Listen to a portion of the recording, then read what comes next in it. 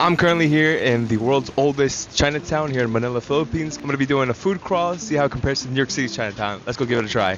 I started off the food tour at Oishan to try their milk and sweet bicho. It was basically the Filipino version of fried dough. I personally preferred the sweet bicho, but this was a strong start. Next up, I tried the beef siopao at Shanghai Fried Siopao. It was pretty comparable to the spots that I had in New York City, but for 62 cents, you really can't complain. Next, we headed over to Sto Bakery to try the Ube Hopa. This was a must try for me because they don't have hopias in the US and it did not disappoint. Next up is Estero Fast Food for some frog legs and oyster pancakes. It was my first time trying both items, and honestly, the frog legs tasted just like chicken and the oyster pancakes were alright. Next up, we headed over to Lord Sto's Bakery for an egg tart. It was honestly one of the better egg tarts I've had, but it is comparable to the ones here in New York. Next up on our list is Bay Dumpling. This was listed on everyone's must-try list, and quite frankly, I was disappointed. It was too salty and I've had much better in New York. Chuan-ki was next up on our list, and you know the food was gonna hit when you see a line like this. It was my first time trying kikiam, a Chinese pork sausage, and it was definitely worth the wait. We couldn't get enough of the hopia, so we headed over to Angbin to try another one. It was basically a sesame filling mochi, and I really enjoyed this one. And in my opinion, the hopia was just alright. We opted in for a different flavor, but I would definitely choose Salazar's over Angbin.